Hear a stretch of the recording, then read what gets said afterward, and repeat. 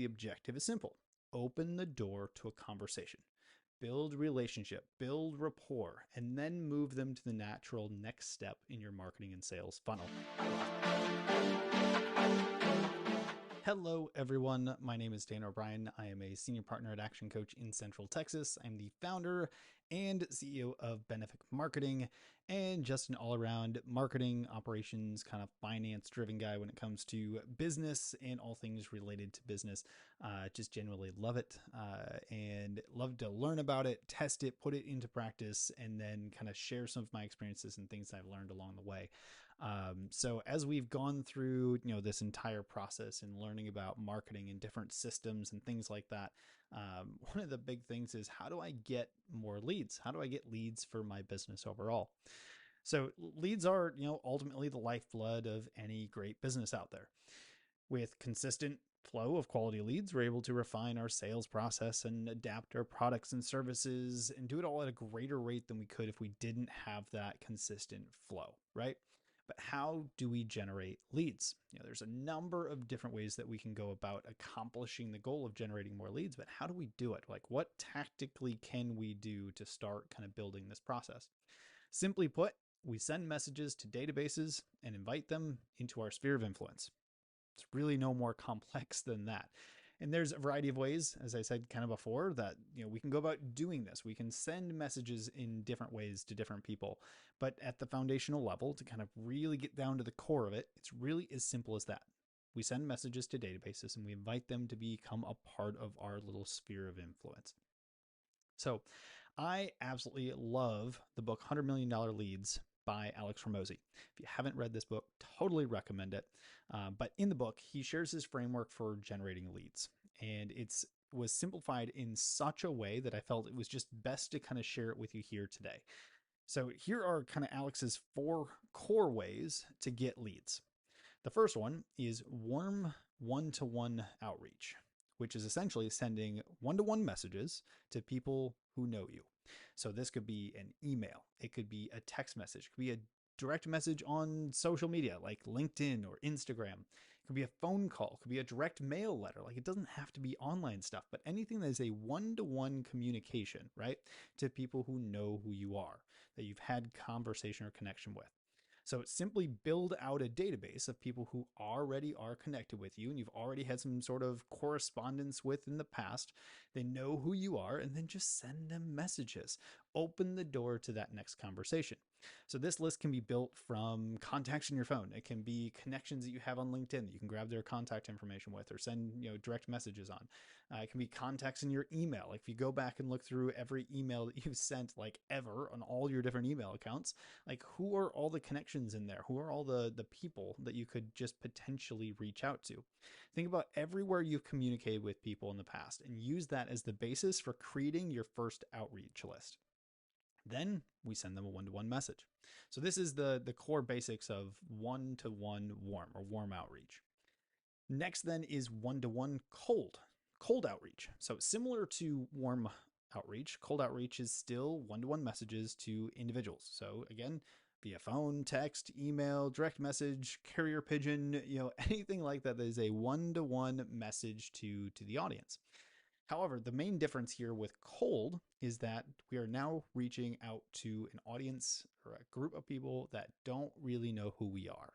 So this could be a list of names that we created from, let's say, a Facebook group that we're a part of, and we went through and kind of mined through all of that. It could be, we're a part of a chamber of commerce, and we're just going to list out all of the contacts within there. Or it could be lists that we purchased from like list brokers and things like that. But it's a list of people who don't really know who we are, and we're reaching out to them cold, right? So the message will change due to the cold nature of the prospects.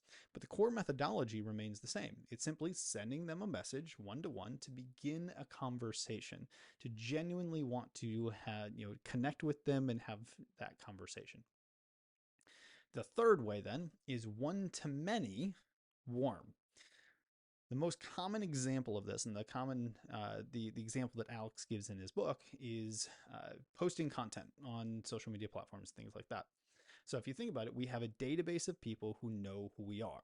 They've chosen to follow, subscribe, connect, all of those types of things. They know who we are, and they're kind of seeing the things that we do. So we take this audience and now we send them a message to the group overall. So instead of one-to-one messages, we're now sending a message that's meant to be received by the entire group or the entire audience. So rather than personalize, it's a little bit more of creating a message that is meant to be consumed by a mass audience on that particular platform.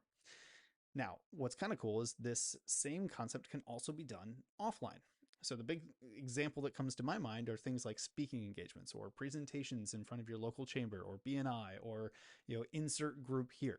It's an audience who already knows who you are, that you've had some correspondence or communication with, and now you're sending a message to them as a group and having that larger context of conversation. That is the basis for one-to-many warm. The final area, the final of the core four, as he calls it, is the one-to-many cold. So similar to the previous strategy, when it's one-to-many warm, this cold strategy is a message sent to a group or a mass audience. This time, the audience doesn't know who we are. So the best example of this is paid ads. So regardless of the platform, so think Google, think Facebook, think LinkedIn ads, like that sort of thing. We're harnessing that database that we do not own, but we have the ability to control through ads and sending a message, putting a billboard, essentially a digital billboard, in front of that particular group to send them a message to open the door to that conversation. So paid ads can be online, as I said, Google, Facebook, etc., or it can also be offline. These are things that have been around forever. Things like magazines, billboards, newspapers. I think that's still a thing. But the idea is it's a paid advertisement to people who don't know who you are. So it's mass audience message to people who do not know us yet, with the intention to build that first part of the conversation. So in each of these core four strategies, the objective is simple. Open the door to a conversation, build relationship, build rapport, and then move them to the natural next step in your marketing and sales funnel, which is everything that we've been talking about over the last few weeks when it comes to marketing. So as we master each of these four, right? That's kind of the first piece. We learn the core four, we work through these pieces, and as we master it, we can start to, according to Hormozi, start to create leverage by deploying others to do the core four on our behalf. So this is where we get into team, clients or referrals, agencies, affiliates, different groups of people that can do each of these kind of four different core strategies on our behalf to continue to generate leads.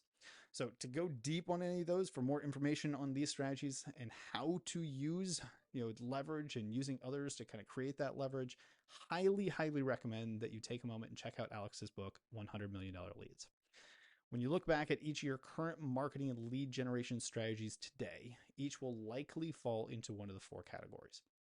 I encourage you to just take a moment, map out which strategies fit in which of these buckets, and really clarify the focus and effort needed to increase the lead flow.